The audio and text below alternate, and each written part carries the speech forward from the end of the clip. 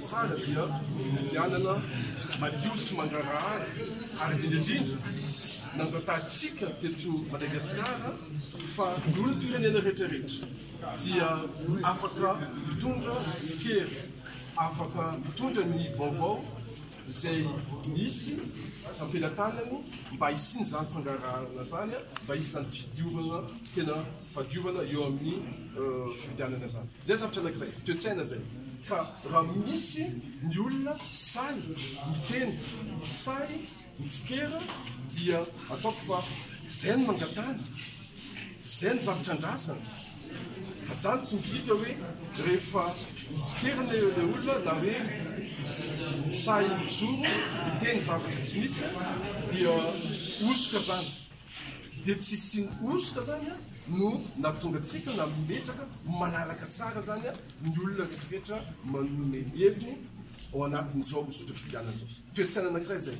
Ary za dia misaotra be dia be mihitsy ny fasahian'ny olona amin'izao fotoana zao teny amin'ny zavatra hitany fa tsy mety, ary zay no ahafahantsika manitsy zava-dehibe amin'ny firenentsika ny isiny zany fidianana madio sy mangarahara zany. Ka raha misy ny mbola tsy mahatanty an'izany dia ataoko fa fianarana daholo zany satria miditra ao anatin'izany fiampiainany zany demokrasia zany anatsika. Fahafitantsika dia zao.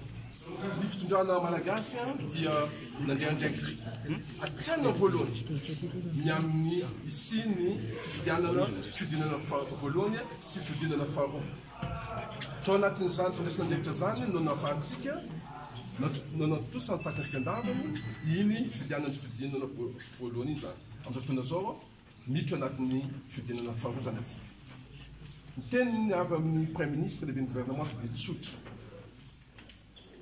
Tsy misy na ahita tombontsoa ao anatin'ny korontana, ao anatin'ny savorovoro. Tsy mihinan'izany malagasy amin'izao fotoana izao. Ny teny faharoa tiako lazaina dia tsotra. Ho amin'ny izy roa mirahalahy mianaka candidat. Samby efa filohan'ny fanjakana izy roa.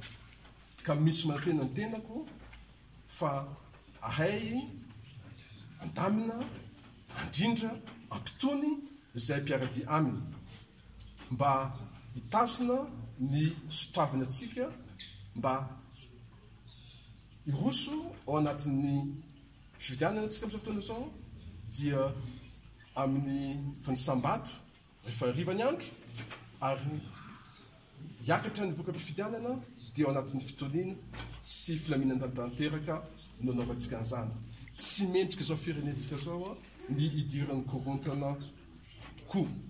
Ka misy manantena ny tenako fa olona manam-panahy izy ireo ary olona tia-tanindrazana avokoa. Monsieur le Premier ministre, qu'est-ce que vous direz à la demande de Marc Ravaloman sur la prise de mesures sur le ministre de l'Intérieur? Comme vous le savez, le gouvernement a déjà pris des dispositions pour que les faits qui sont mis en avant par rapport à des déclarations politiques de ce que vous venez de dire soient vérifiés.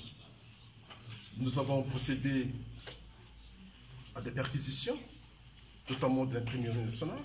Nous avons ouvert justement une information judiciaire pour permettre de vérifier les allégations qui sont portées contre certains chefs comptables. La justice fait son cours. Nous allons attendre les résultats de ces investigations et de ces enquêtes. C'est ça, Fatima Kachitra Dola.